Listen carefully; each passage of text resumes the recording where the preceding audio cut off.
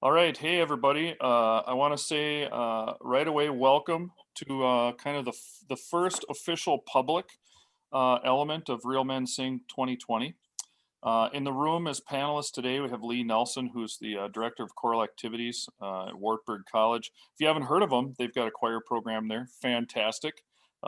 At least several hundred students singing, which is great. And occasionally they'll release a video on YouTube that gets maybe, I don't know, 80,000 views. So that's pretty good. and we also have Stephanie Clementson, who is a coordinator of sorts at Wartburg in their music department, and she's helping us today just make sure that we keep everything in alignment and organized. And then, of course, we have Joseph Martin here. He's the composer of The Awakening, and he's going to share with us some insights about that process. Before we get started, and before I turn everything over to Lee and Joseph, I want to share my screen, and hopefully what I think will pop up will. And that is just a quick a reminder of the other webinars that are happening. This is the first one. If you didn't get this via email, teachers and singers, this will likely come your way.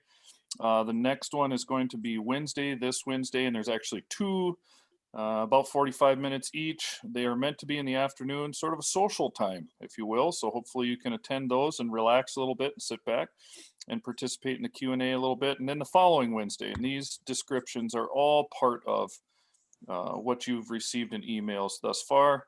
If you made it this far, you've seen that registration for these is really, really easy. Today's webinar with Joseph Martin is really going to be about how a tragic story turned into a beautiful piece of music. Lee will ask questions, and Joseph will share with us some insight regarding that. The last thing I want to mention is that Real Men Sing started about 18 years ago in Staples as part of an outreach project for our Staples area men's chorus. And the idea was to make available a very solid, beautiful, meaningful singing experience for young men, especially young men from schools where they maybe didn't have a chance to sing with a lot of other men. And so we're really thankful that 18 years later, Real Men Sing is here. I don't remember the exact year, Lee, but you were at St. Cloud State at the time, and you were a Real Men Sing clinician for us.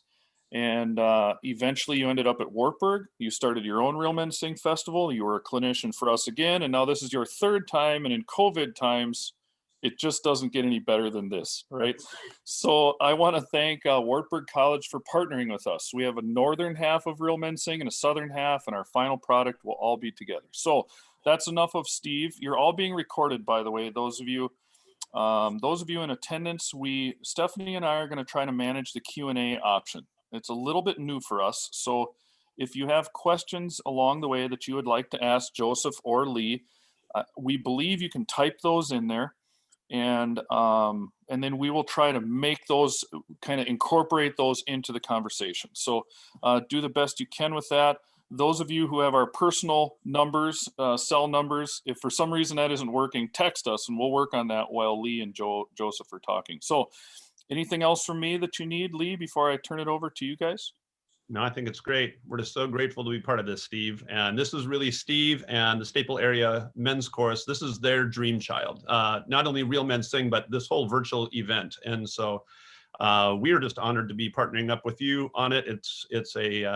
I look at the lineup of what's coming up in the webinars, and what an unbelievable educational opportunity for high school students, for college students, for singers in the community, and of course teachers. So we hope that you tune into all of those. All of those are being led by former Contus members, I believe. Correct. So, and they're all doing different things in life now. So tune into those. Special shout out to, I'm seeing a whole bunch of students pop up, which is great. And I know Daniel Miller, who's our president of Ritter Corps, has got the orchestra hall set up. So I'm not sure how many guys you have down there, but hi to all of those Ritter Corps guys. Thanks for getting up early on a Saturday morning. Great to have you here. Special thanks to Joseph Martin. This is an unbelievable treat to have you here. Welcome to balmy Minnesota and Iowa. On this side of 94, Interstate 94, it's 27 degrees. Steve, what do you have up in Staples right now? A lot of snow. We're doing well with snow, 5 or 6 inches, but don't worry. It looks like it might mostly melt by deer hunting, which is a couple weeks away. There you And go. that's really what set our whole timeline for Real Men Sing this year was deer hunting. Joseph, I hope that some point of your presentation today is going to be about the importance of deer hunting, because up here in the northern half, that's a big What deal. you can't, Steve, what you can't see is this way right here. I'm looking at 16 deer in my yard right now. That's No way. fantastic. Yeah. Please come help me. Cool. All right. I'm going to mute myself. Let me know if you need anything else. Thanks, Steve.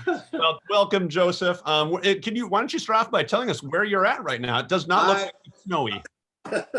I am in Austin, Texas, and I'm looking at my thermometer. It's about 75 degrees here. So, and I am looking at deer right outside of my yard. We live in an area which has a lot of green belts, a lot of natural area, and these deer, they come up from the rivers and they just eat you out of house and home. Well, it looks beautiful where you're at, and we'll feel the sunbeams virtually, I guess. Let's start off with having you, before we break into talking about the awakening and the project that we're embarking on here, let's just have you talk a little bit about your background, maybe what took you into music and what led you to composing. Well, I fell in love with music very early on. I had my father was a minister, and my mother's church pianist and an artist. And so my brother and my sister and I were always surrounded about, with creative things. And that intersection of music and message had always been there for me. And so I guess I fell in love with the idea of that. I'm a pianist by trade. My training is in piano. Degrees from Furman University in South Carolina, and a master's degree from University of Texas, and doctoral work there as well. And so I just stayed here in Texas, but I grew up in North Carolina, moved to Texas. I'm a diphthong ready to happen. That's the reason I have this accent. So I apologize ahead of time. I should try to disguise it, but I've kind of learned to go with it through the years. But I guess growing up in the church was my first introduction, and then a little bit later in my education time, I had some wonderful mentors that brought me along, and some that introduced me to the joy of writing your own music, and that's become kind of the thing that I hung my hat on, and it's been a joyful life, I have to say. How old were you when you started singing? And was it in the church, or was it in the school, or? Well, I'm not much of a singer. I married a wonderful singer, professional singer, who had a great career with Disney for many years as a singer. I was the accompanist always, and I do sing. I enjoy singing. But when I auditioned, do you play handbells? I mean, So, but I can play and I can sight read. And I think I actually learned to compose by sitting under great conductors as they crafted the choral sound and asked me to respond. And so I was listening and learning and playing those parts and seeing the inner workings of the piece of music. And I became fascinated with that, the connection, sort of a mysterious connection between those dots on the page and the sound I was hearing. And so those conductors and the ways that they brought the music from just the initial stages of learning to this moment of glory, that I wanted to live in that miracle. And so I think that's where I learned to compose, is just sitting at the piano.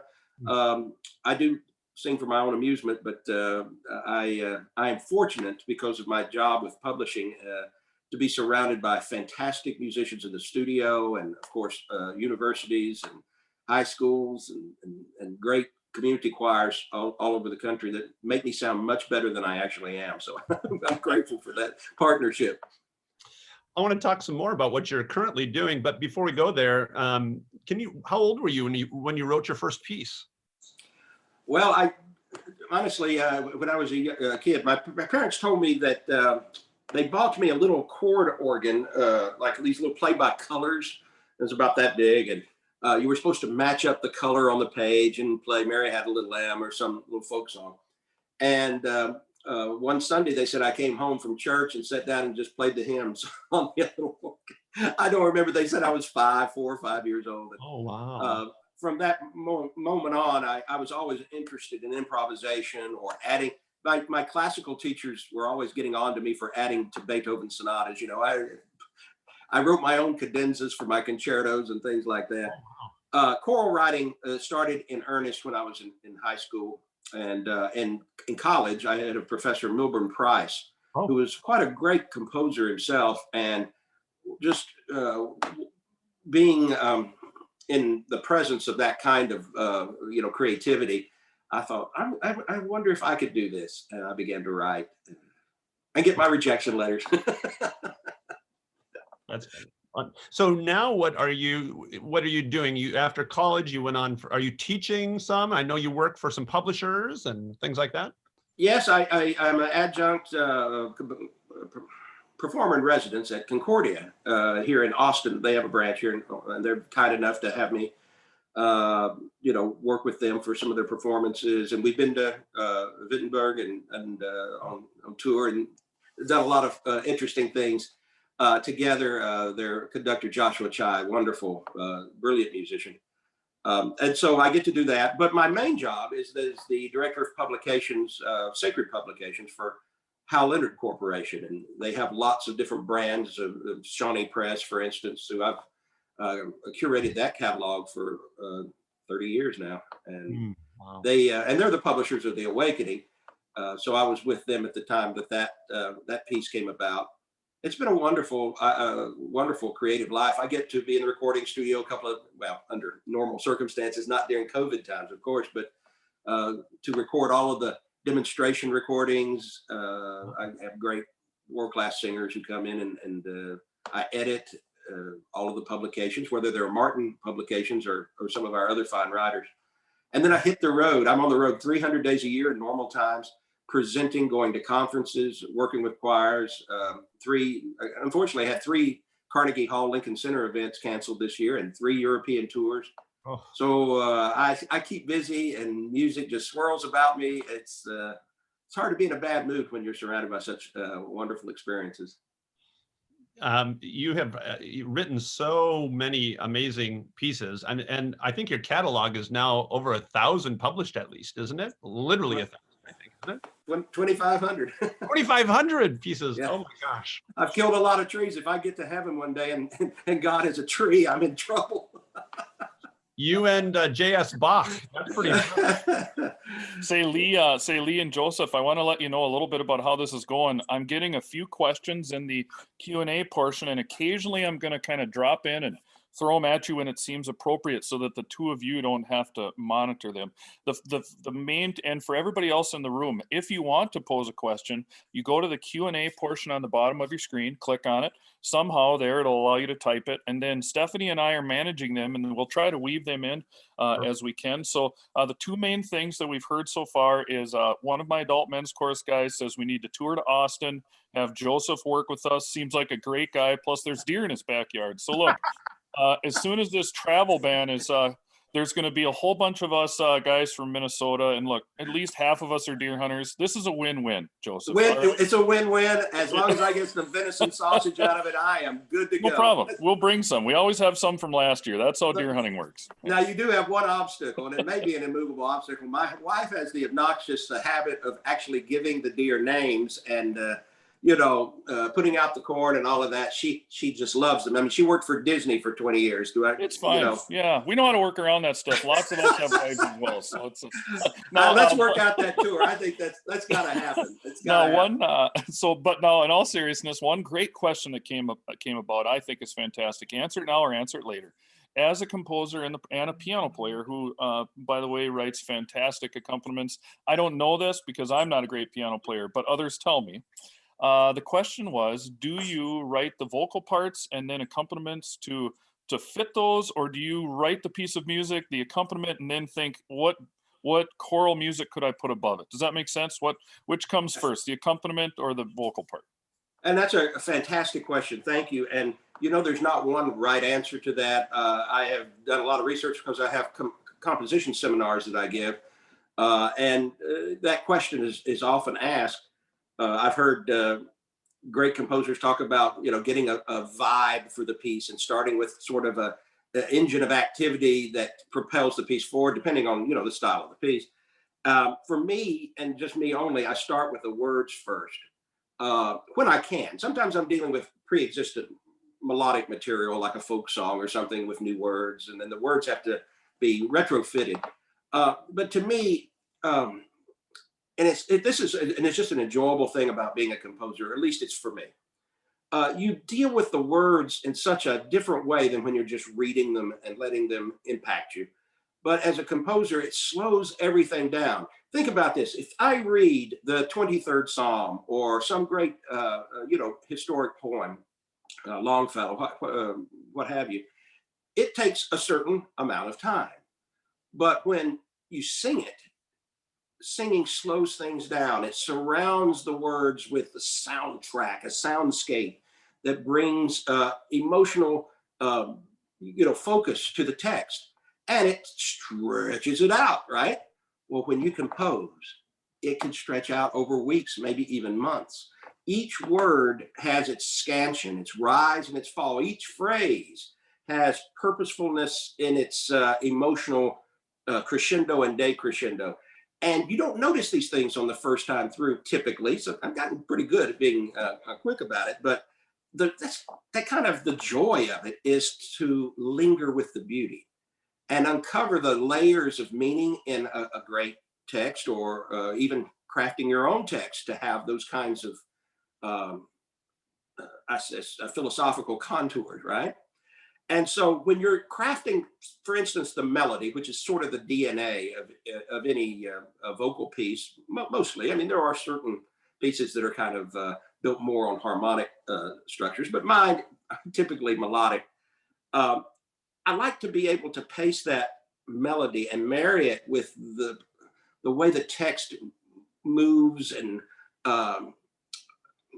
the way the words themselves feel in the mouth. When you're rehearsing and you think your conductor is nobody's going to hear that. Actually, don't sell that moment short, because that's when you learn about your own expressiveness as a singer and as a composer.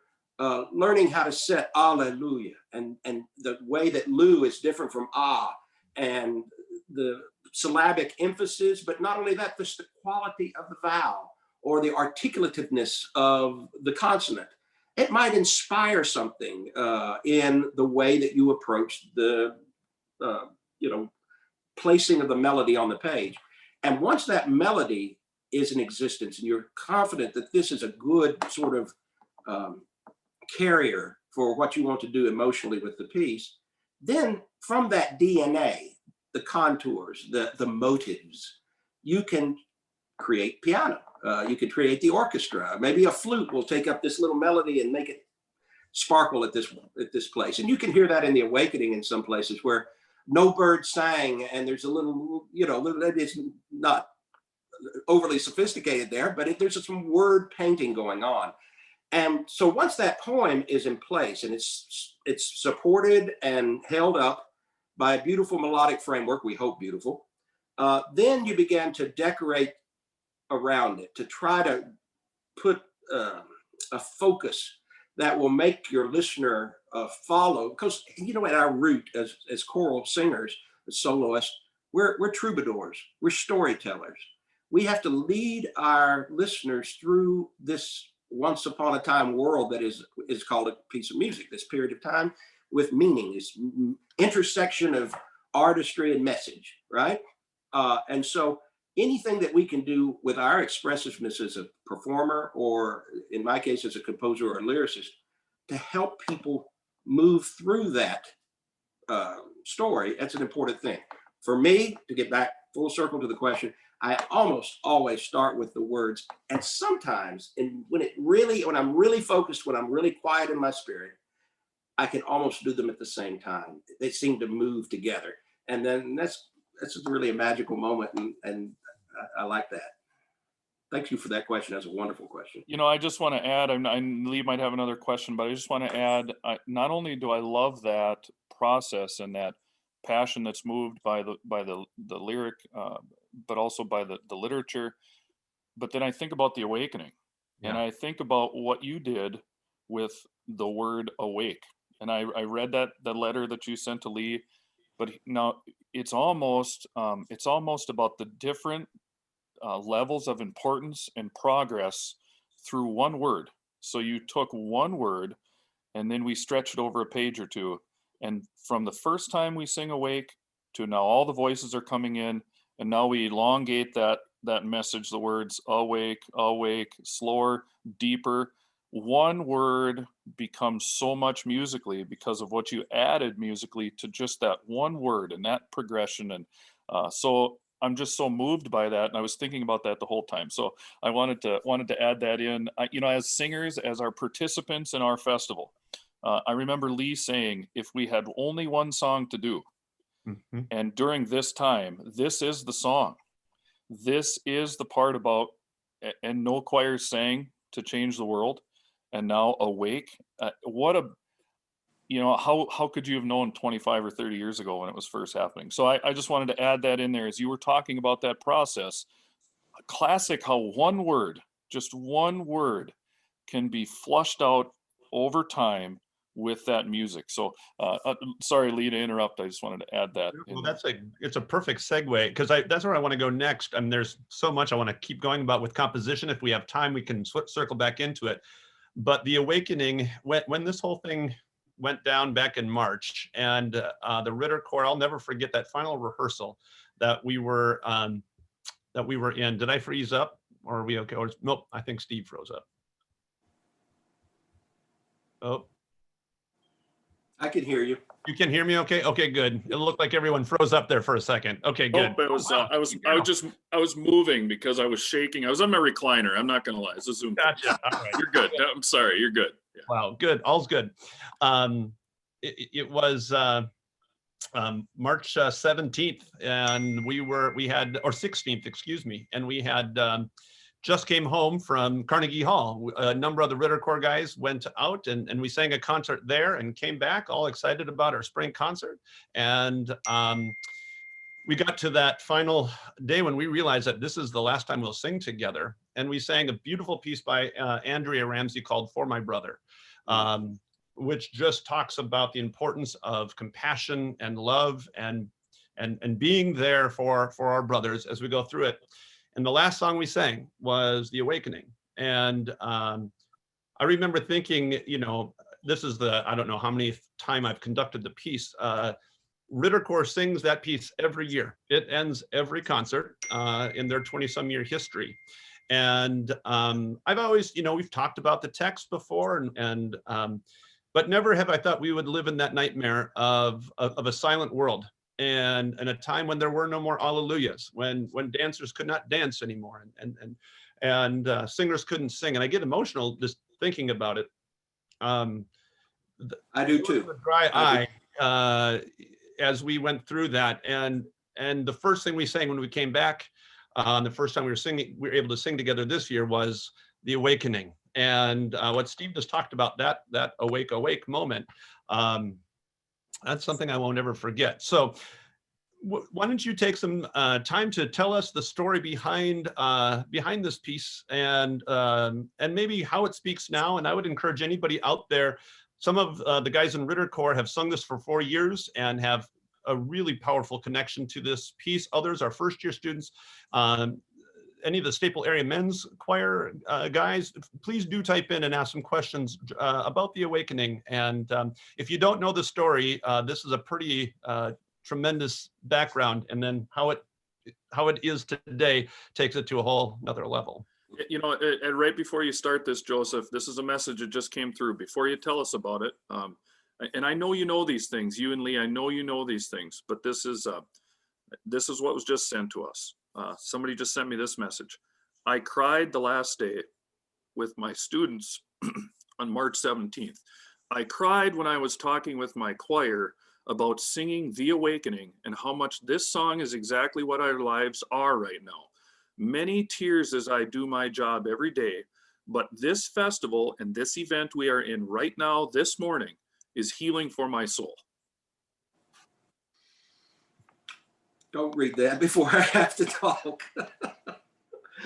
Thank you for those kind words. I know everything that you're feeling. I feel double in some ways, having, well, the journey of the awakening is it started out simply enough. I got a commission from the Texas, I believe, TCDA organization, a very important choral encourager, and always each year at their convention they have a special commission, and as a Texas composer to get that commission is quite an honor. And but the Awakening is celebrating its 25th anniversary this year, and so that'll give you a little time. I was a younger man back then, and I was just starting my compositional career. I had some earlier pieces that had done okay, but I did get the commission, and I was delighted about that. And when you are commissioned to write a work, they typically tell you sort of what they want the focus to be, the spirit of the piece. I learned very quickly that it was to be for men's choir, and that was great because I just love that that sound. And I have sung in men's choir. I did sing in high school, and so that's just a tremendous sound and blessing in my life. And so I said, "Great, that's wonderful news." And they wanted it to be about the importance of music education. They wanted something that would affirm their mission, which was about empowering teachers to go out and fulfill their calling by inspiring students and being helping pass the song along, I should say. And so as she described what she wanted me to do on the phone, and what the moment was going to be, the premiere, all of the men teachers from the state of Texas who wanted to do this would come to the stage for this final moment. It's kind of a sending forth thing. And so more she describes how this is going to be presented, the more my little brain was spinning. And she said, so we want them to go out just wanting to run to the classroom, run to the concert halls and the churches, and really just, inspire their students. And I went, got it. I'm on it, that kind of thing. I got really excited in my heart.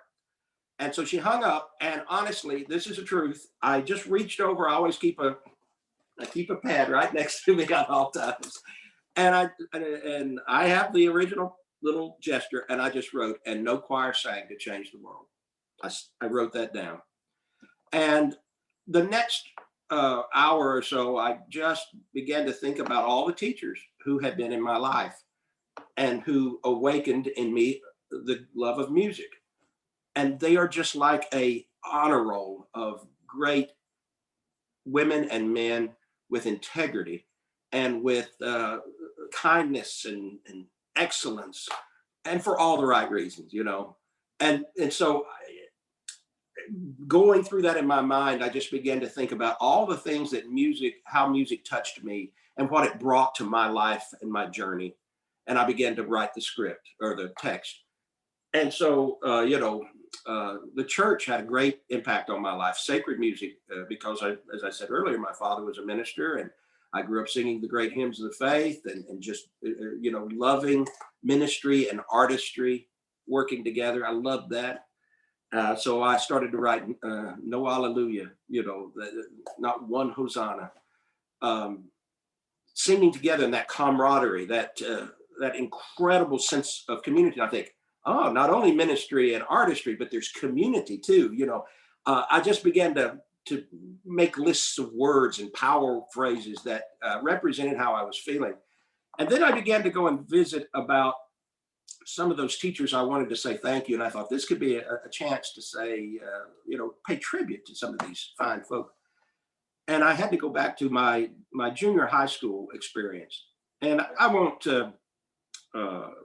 belabor it, but to say that I grew up in a time where there was a lot of, well, it's kind of similar to what we're going through now that I think about it, just a lot of discord and a lot of violence, especially in schools were the focus of some of that because of certain decisions. I was bused into a neighborhood far away from where I lived to achieve some of the goals there of that time. And in doing so, it created a very difficult situation. There was a lot of violence. The school was torched at one point, and we were meeting in little cubicles, and there was, quite frankly, I was sort of alienated and bullied, if you want to use a term for it. A lot of physical bullying and emotional bullying during that time. But I found a sanctuary in the choir room, because I already had that musical sort of impulse, and there was a dear teacher there who just kind of understood that we needed a place to express ourselves. And she just made it joyful. And it was some of the first public performances and sharing music and really working hard to a single goal of, competition or concerts, or going out and sharing in the community, things like that. It was fresh for me. I was young. And somehow or another, I think I wrangled that I could be in her studio doing independent study and things about 3 hours a day.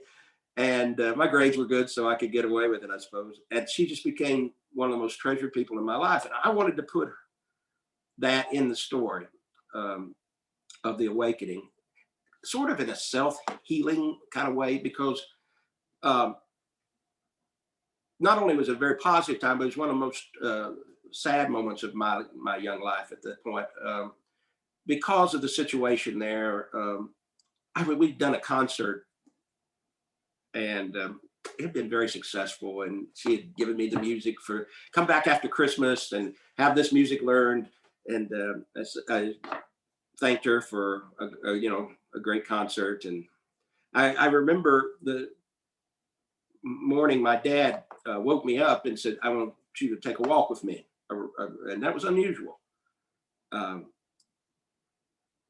he got about halfway around the block. He says, "I have something bad news to tell you, and you're going to hear about it, and I want to be the one to tell you." And this dear teacher of ours, of mine, she had gone back to the room to set up the room. She had a way of decorating the room, and just, you walked in and you just wanted to, work. Anyway, she went back to the school to do some work in preparation for us returning to classes. And unfortunately, she was met with an intruder who took her life. She was murdered in the choir room, right there at the front door. And it was as if the air had been sucked out of my spirit, because this was the one thing that was so encouraging and so affirming, that partnership of praise that we had together, and her leadership of me through that time of struggle as a young lad. We came back from the break, and the police tape was around the choir room. There was the remnants of a violent struggle, evident, that we could see from a distance.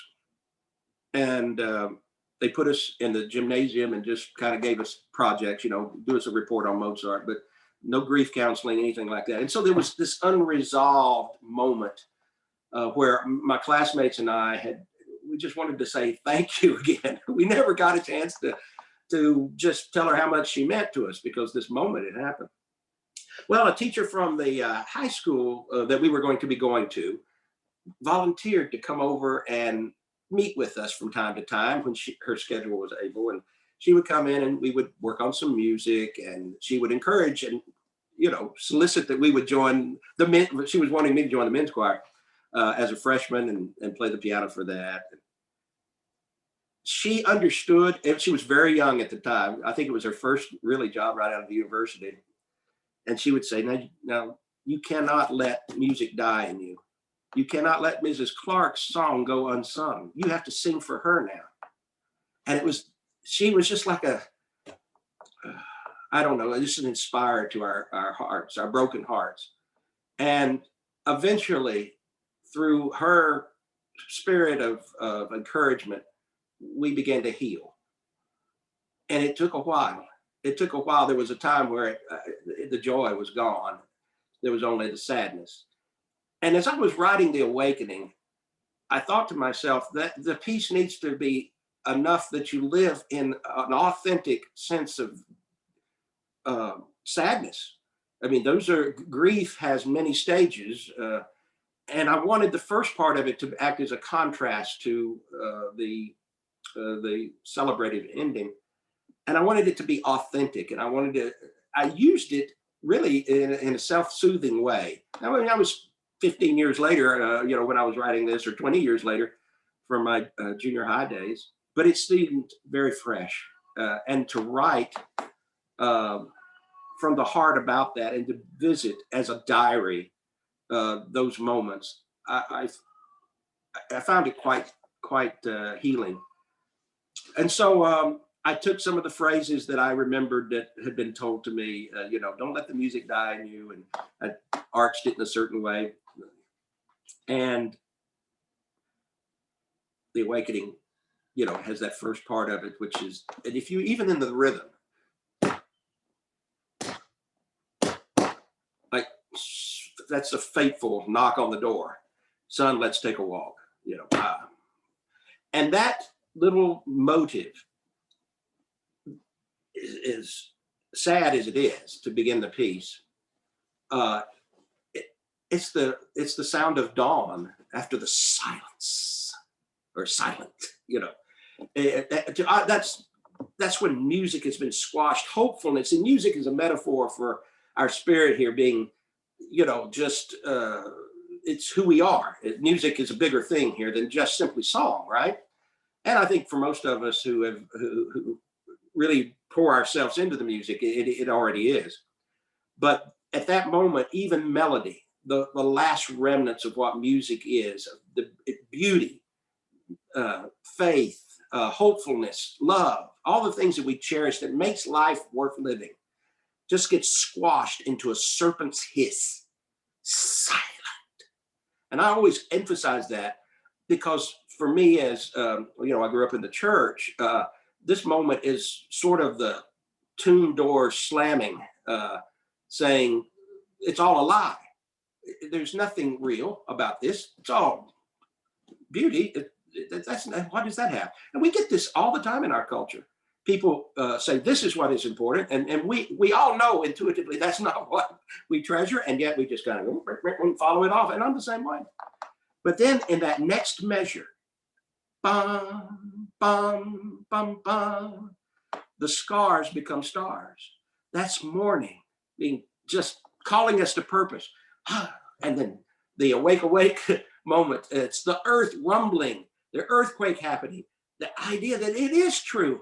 We affirm our role as people of promise and hope. And the stone rolls away and our hallelujahs come bursting out. And that's the earthquake, pump, pump, pump. And while that's all going on and the earth is awakening, and we're not giving in. We're not letting darkness win. From the top, soaring up above, even the heavens, Sole Deo Gloria, pouring down, and earth and heaven are singing a duet at that moment. We embrace our pain. We don't ignore it, but we redeem our pain. And that was what the awakening was for me. It was redeeming my pain. It was taking my wounded hallelujah from that event long before and restoring it and renewing it through the musical writing process. And now that I can't even believe, and you don't know what a gift it is to me, that every time I receive kind words like that were just read, or hear a performance, or go on YouTube, and I hear young voices singing my song, that's good. That's a good thing. And it's one of those miracles in my life.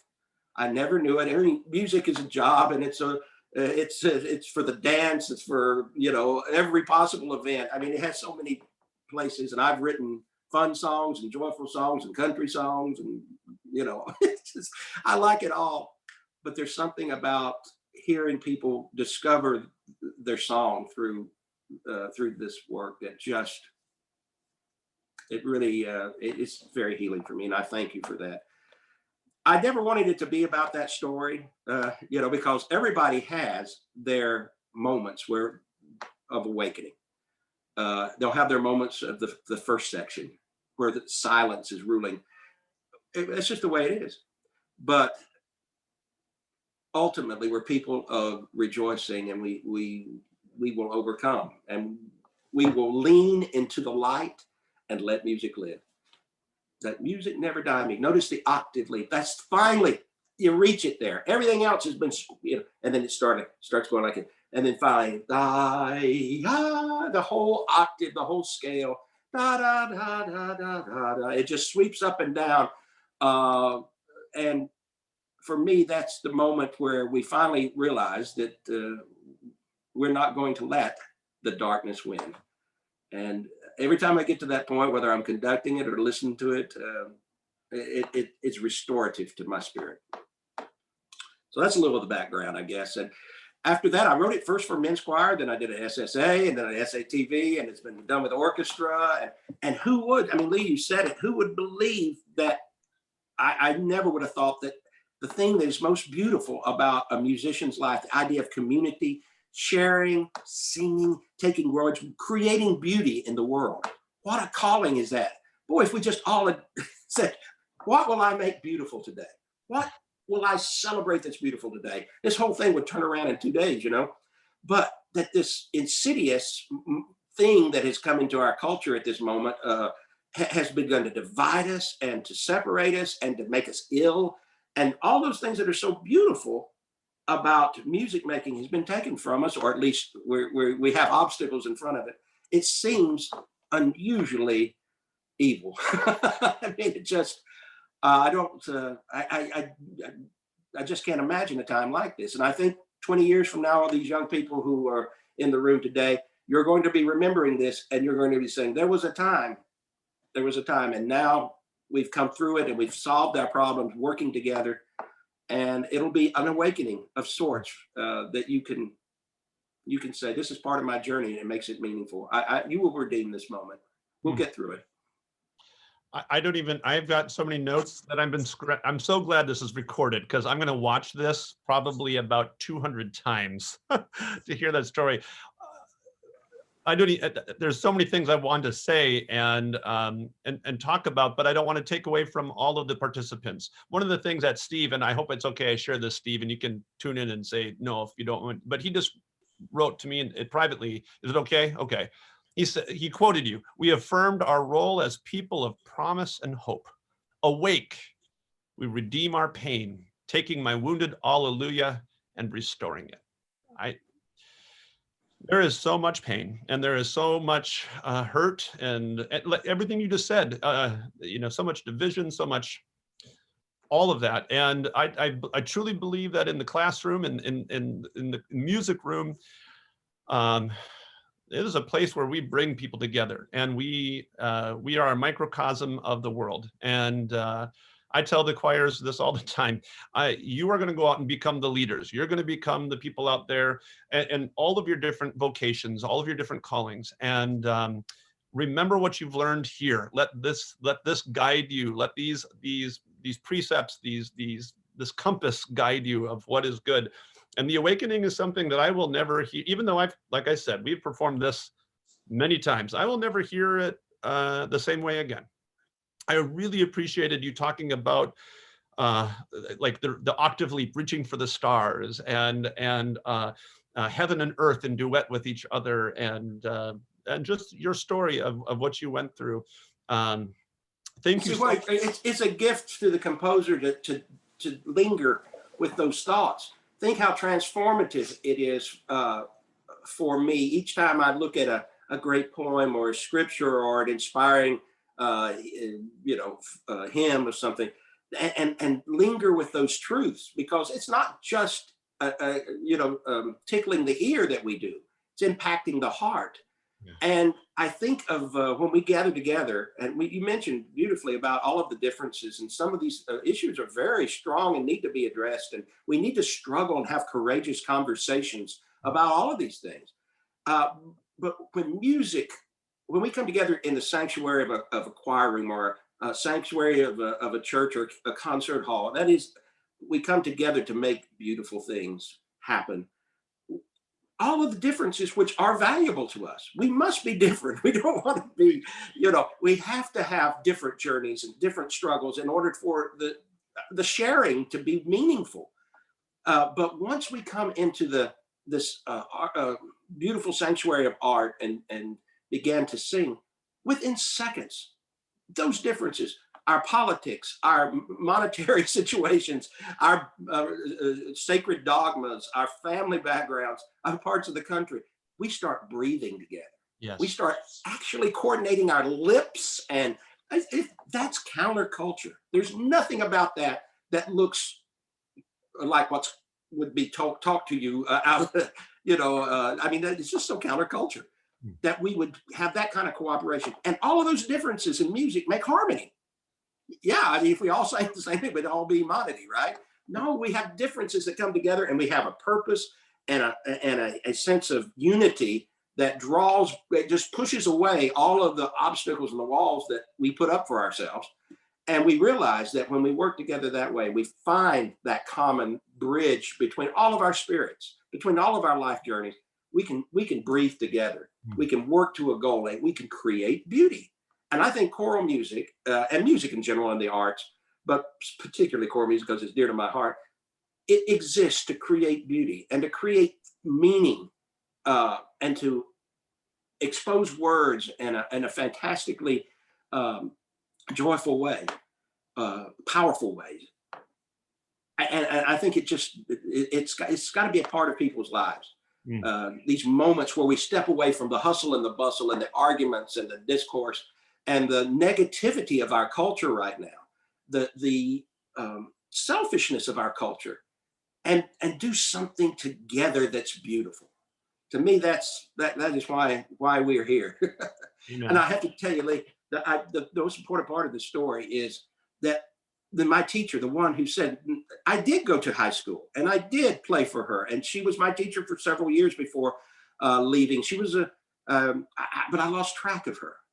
But I had a good friend who said, you need to get in touch with that teacher, because he knew the story. And I said, I do, but it was kind of before you could Google everything. And he found her, this teacher. She had married. She was a single lady when she was our teacher. She had gone on, got a master's degree, doctorate degree, something like that. And finally had settled in, and she was a community choral director and not a full-time musician, but she did have a community chorus.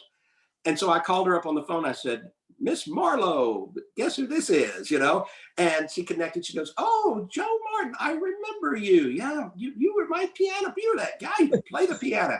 Did you do something with your music? And I went, yes, Miss Marlowe, I did. I'm a published composer. She goes, really? I wonder if I've ever done any of your music. And I go, well, I don't know. That's something. She says, well, tell me something you've written. And, I listed a couple of things, and I said, well, you may have seen it. It's Joseph M. Martin. It's what they put on the thing. And the phone got very quiet. And she goes, Joe Martin is Joseph M. Martin? And I went, yeah. She goes, you're not going to believe this. I do your music. And I went, well, that just thrills me. She says she was overwhelmed the fact that it happened. And she says, our theme song for my community chorus is a piece you wrote. I said, oh, what is it called? And she says, The Awakening. And I said, Miss Marlowe, you were the awakening. I said, when you came over and you encouraged those years I had under you, you knew the pain, and you picked repertoire that spoke to, releasing that. And I said, you don't understand. So anyway, the end of the story is, we had this big mass gathering in Oklahoma where she lived, and all these choirs got together, and she handed me the baton, and I directed The Awakening, and she was standing right there, singing The Awakening. I won't tell you, if you live to be 1,000 years, there'll never be a moment like looking into my dear teacher's face and saying, let music never die in me. Forever let my spirit sing. Wherever emptiness is found, let there be glorious sound. Let music live. Looking at her, singing it, and just a complete circle moment. To me, it's a miracle. It's my miracle. Everybody gets one. That's mine. That is, and we still stay in touch. We still stay in touch, and it's just it's such a sweet thing to be able to say thank you to a teacher who had such an impact on your life. So I had two teachers one in junior high, one in high school, then, Milburn Price, and it just goes on and on. Jimmy Woodle. I got this teachers who were so spectacular. I have no excuses whatsoever. That's unbelievable. That is absolutely a God wink right there. That happened. Yes. Amazing. I'm going to. I want all of the singers out there and the teachers. I just love this talk about the awakening. I want you to think about your favorite part of that piece and just toss that into the question answer or the chat. And maybe as Joseph can look through there, he can maybe talk a little bit about it. One of my many of the favorite parts, it's hard to choose one, is when the tenor ones come in and sing Soli Deo Gloria. That moment just every time is just so powerful to me. What brought that up in your mind? Like, how did you think of bringing that in? Okay, well, there's a little bit of, that's an interesting, the idea of, for me as a person of faith, and it's just for me, I mean, as I wrote The Awakening so that it has meanings for people, just as a sense of from despair into hope, which is, a beautiful sort of fractal, I guess is maybe not the right word, but just the whole idea of resurrection, from death into life, for my journey. That was sort of something I had in mind. But people can trace their own story in the song, and so I wrote it in a way that was purposeful, to try to write the poetry so that they. And I mean, when somebody sings and no pipers pipe, no dancers twirl, you don't have to be a dancer to understand that there's more about that than simply, a dance moment right then. It's about the dance of life. So when I got to Soli Deo Gloria, interestingly enough, and this is a little trivia, they specifically asked me, and they knew my reputation to writing sacred music. But, there are certain restrictions on being too sacred, and I understand that. I was fine with that. I just wanted to be useful to what they wanted. But they said, could it be more of a secular text? And that's a little bit more difficult for me. But they said I could use Latin. So sometimes when you have been, you're restricted, it's like swimming with handcuffs on for me not to write something sacred. So the whole piece to me is like a very sacred piece. But I had to be respectful of the request because that certainly was my role in that moment. So to have that affirmation of Soli Deo Gloria above there helped me sort of bring my worlds together at that moment and just say, there's a lot of stuff going on here. And for me, as a person of faith, that God is the source of my music. And that was my hymn of thanksgiving. And it cascades us over to our own sense of, awake, awake, my soul, and sing. Sort of the beginning of a new journey, a born again experience in a sense, because here we're getting a second chance at life. We can leave behind that and own it, embrace it, and move on in power and strength and overcoming. And that's the message. And I wanted that to be the one thing that kind of bridged those two sections, because moving from one section to the next can be a challenge for a composer, and you can lose your audience, and they'll lose, especially this piece lays out in three distinct sections.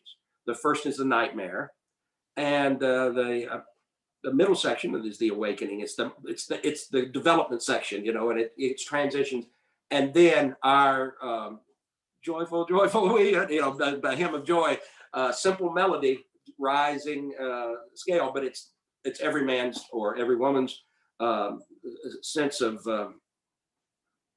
empowerment, I guess. A hymn, their own personal hymn of joy is what I wanted it to be. And it's that's a very special moment for me too. Every time I hear it kind of soaring, either in the sopranos or in the tenors, it thrills my heart. Say, Lee and Joseph, I want to make sure that you guys are aware of, I know as you're doing your thing, it's hard to manage. So I want to make sure I share a few things with you. On the line today, there's lots of special people tuning in. I have to tell you, it's our 50th year of our Staples area men's chorus. And we have a member in the chorus right now who's in his late 70s. And he started in the group about 48, 49 years ago.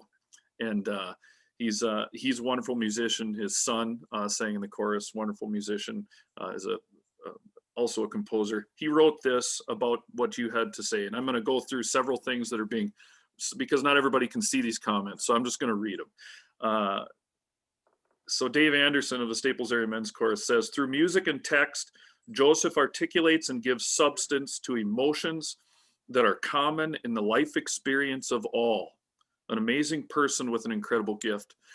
Zachary Archer, must be some, I'm not sure who this may be, a Wartburg student, a teacher. Awake, awake my soul and sing. I remember singing bass for the SATB version. And to this day, just thinking about that one line sends a warm feeling to my soul. Such a fantastic line. Natalie says, most powerful moment. No alleluia, not one hosanna, no song of love, no lullaby. This part of the song represents so many emotions in one single moment. It is so powerful to be expressed together in song with everything that is going on in our world. I also want to share with you one special, very special person that's in our audience, and she's had a lot to say. She's a teacher from this northern half of our festival. She is the only teacher who every single year since the beginning of the Real Men Sing Festival, starting in the fall of 2003, has had students participate. And she has been at every single festival except for one, because she had a friend who just wouldn't get married on a different weekend. And she's here from Sabika High School. She does all of their 7th through 12th grade choirs and also elementary music teaching. And she has said, this is one of the many things she said, is this is going to be so great to show my kids. This is so appropriate for the climate we're in now.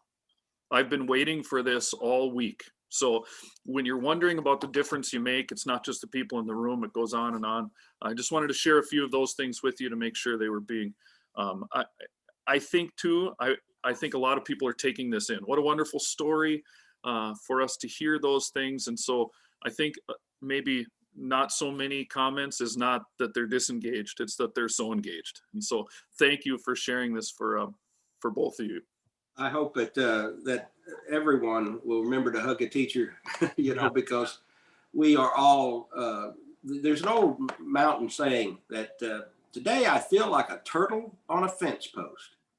And that what that means is if you see a turtle on a fence post, you know he didn't get there without a little help. And we all have been enabled either by parents or mentors, teachers, ministers, and I think to live your life in gratitude is such a beautiful thing.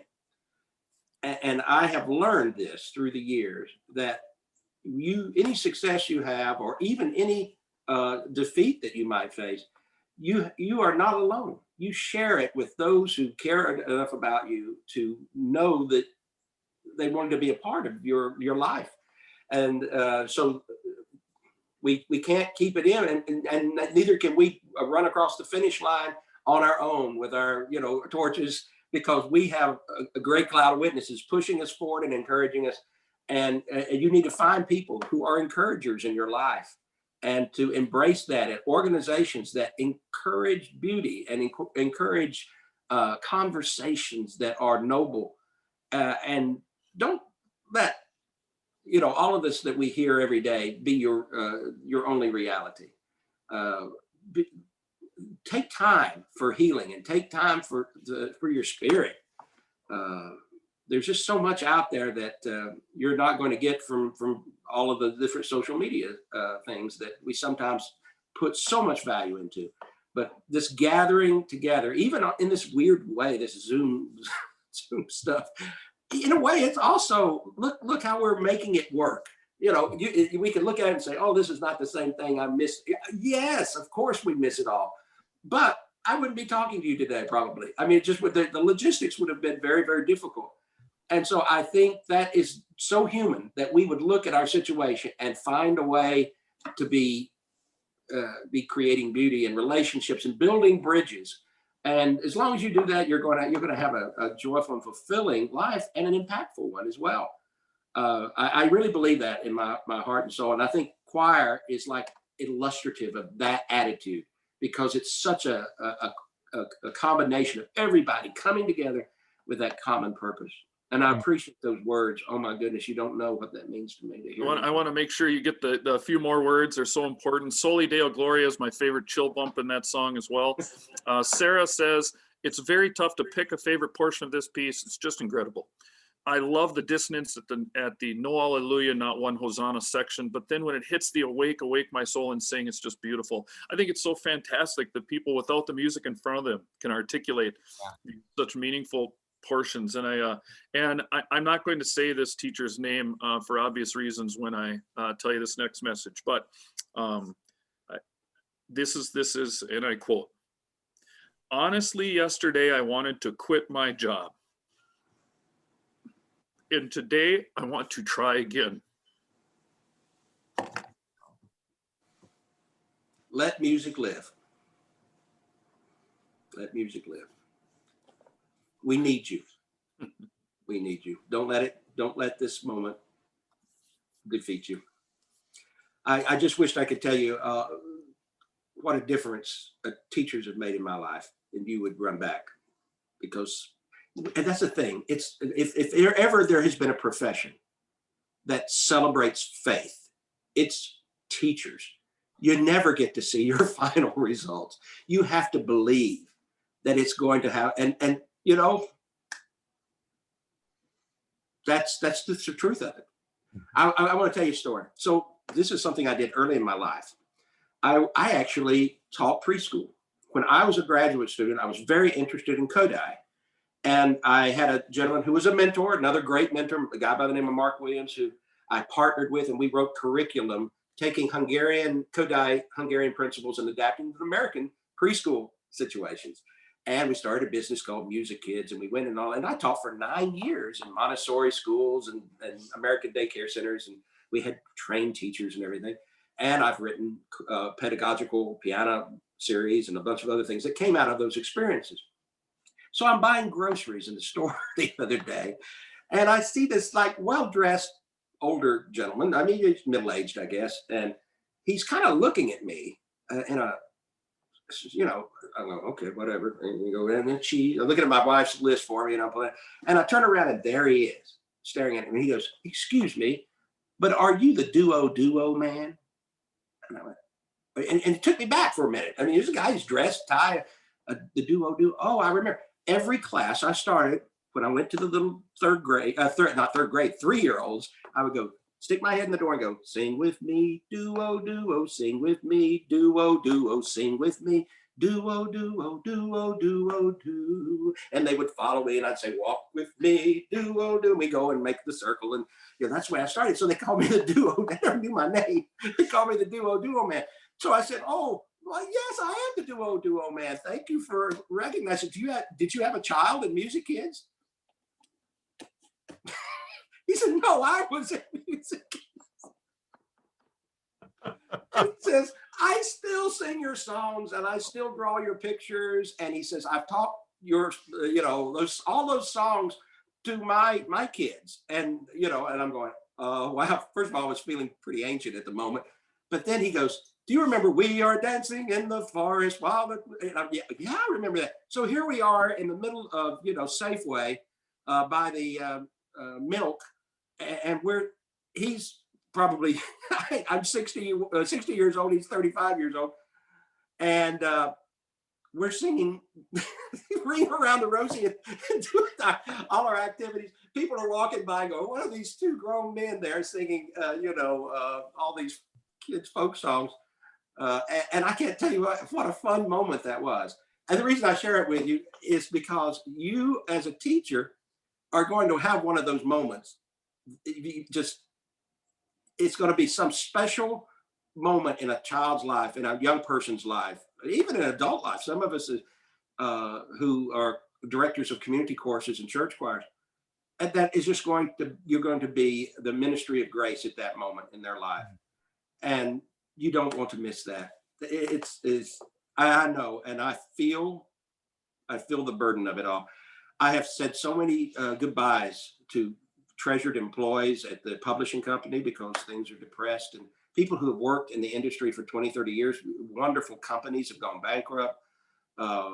Composers are writing music that may not be heard for a while, but you have to keep writing. You have to keep pouring your pain into your pen and writing your truth, so that in faith, one of these days that will touch somebody's heart, that will minister to somebody's spirit.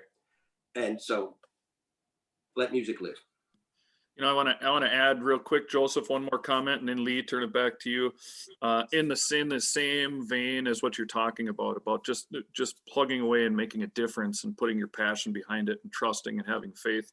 A member of our men's course who happens to be a board member, also on our local Lions organization, which has funded our Real Men Sing Festival, and he writes in, this is so much more than music. It could and should be shared with all. I think what people are getting from these words today, and I'm so thankful for it. And when we organize these things, we don't know exactly how it's going to turn out. We hope for our pie in the sky professional development opportunity, which has been fantastic, right? But at the end of the day, you can't plan to have something that could be meaningful to everyone.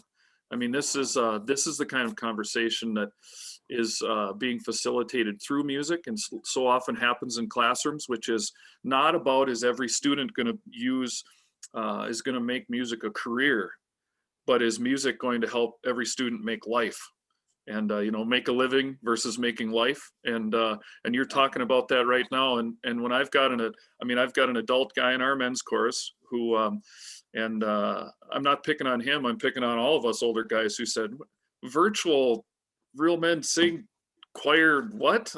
I'm not going to make a phone recording, and is this going to be meaningful? And like you said earlier about, hey, look, we wouldn't be doing this right now. We wouldn't be Zooming anything right now if we hadn't been in this situation. We would not be hearing what Joseph Martin has to say, and it's not just meaningful musically, it's meaningful across the board. This is so much more than music. It could and should be shared with all. So thank you so much for that. I don't, time-wise, I think about right now is about time. We want to respect that. You've got many deer to harvest in your backyard. I've got deer to harvest. They're all named. I'm sorry, this is recording. I shouldn't have said that. I love it. It's just one of those things that is unique about Texas. You got deer, and here they are. And I am very excited about.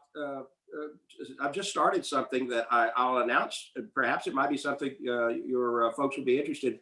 I woke up about 2 months ago, and I don't sleep well, especially during this time. I don't know about you guys, but I have a little trouble sleeping. But the ideas keep coming. So I woke up with this idea of this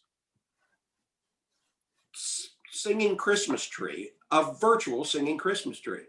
And the first thing I did, I called the guy who does these virtual things. I said, can you form it into a tree and a bunch of trees? And can we I want to do a holiday concert. And because a lot of churches and schools can't gather their people together, but maybe this could be something we could, really spread around. So I started something. We're going to have a virtual singing Christmas tree. It's virtualsingingchristmastree.com. You can go there and register and find out about the costs and things of that nature. And I've got a lot of inspirational artists from around the country, some barber shop choirs, and some soloists and instrumentalists and things. And we're going to be putting together this big holiday concert. I've gotten all the streaming licenses negotiated already, and we're going to create this crazy idea. And it's going to be one of those things that I hope that people from all over the country, we've already got an incredible response. Now, this Sunday evening, I'm going to have a question and answer thing on Zoom. So if you go to, say, my Facebook page, my wall, and you can see my little advertisement on there, you can just register. We'll send you a Zoom code, and we'd love to have you join our happy group of virtual singers. And we're going to put you in a Christmas tree and celebrate the holidays. We'll have big watch parties and things, and you can share them on social media, a little on YouTube, of course. But I mean, hey, Wartburg going to do their, the Knights going to do their Christmas program this year. That's one of my favorite holiday moments. Oh, the eggnog comes out and we watch that broadcast. Wow. That's so great. Fantastic. Well, I'm glad you said that because we just got done recording it on Thursday night at 9 o'clock. So fantastic. I can't wait to see it. It's always a highlight of our Christmas time. So thank you for that. Well, this has been amazing. What an amazing thing that you're doing. And I'm so glad there's teachers out here. Thank you, Steve. I was going to say, if we can get that website into the chat, that's great. Yep, should be there. Yeah, should be there. And before I have you wrap it all up, Lee, I want to say on behalf of the Staples Area Men's Chorus, we're thankful for many, many things. We're thankful for the ability to work in partnership with Wartburg College and to have Dr. Lee Nelson as our festival clinician, even if it is virtually. And we're thankful for Stephanie, who either is, her screen's either been frozen for an hour or she can stand really still. But we're so thankful for the work happening on her end, and that both of you will work in collaboration with the men's chorus and I. We just feel really lucky. And of course, Joseph, thanks for making time in your schedule. I know the paycheck was massive. And so we really, by the way, that'll be coming directly from Lee Nelson's personal check. So, I told you all I want is some venison sausage. I just want some venison sausage. I know a guy. We're going to work on it. So with all that, with the thank yous from my end being said, I'm going to let Lee wrap this up. But thank you on behalf of the men's chorus and the northern half of this.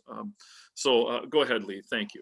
And we'll wrap this up here. 1 second. Sarah Holton just asked, will we have access to the recording of this from today? Absolutely. We'll get a link here, and Stephanie will get that sent out so you can share that with your classes. I think this is something that will live much longer than just a couple of weeks here. And that's what I want to close with. Obvious thanks to Steve and to Joseph and to all of you for tuning in. One sign of a good webinar is that you don't lose attendees. Like normally, you know how it's going if people are dropping out through, and we've maintained all the way through, which is a huge testament to you, Joseph. So thank you. My last call to you is all attending, students especially out there, and all of those who will be watching this later with your high school choir director. Your assignment is to write a letter, a handwritten letter, and send it out to that teacher that needs to hear the impact that they had in your life. My wife is an elementary music teacher. This is her 25th year of teaching elementary music. She sees about 500 to 600 students a week. She never knows what seed is going to be planted. She doesn't know who her Joseph Martin in that classroom is. Your job today is to find that teacher, whether it's a preschool teacher, an elementary school, middle school, high school, community church choir, whatever it is, and write them a note thanking them for the impact that they had in your life, that they allowed that music to live in your life. That will sit in a file for that person for a long time. And we heard about a teacher who needs to hear that note today. So with that, thank you all for attending. Please remember to tune in to the other webinars that are coming up. Steve will continue to push those out. This has turned into just an amazing, amazing event. I'm just so grateful to be a part of it. Thank you, Steve, and the Staple Area Men's Choir again. We are blessed. So thanks, friends.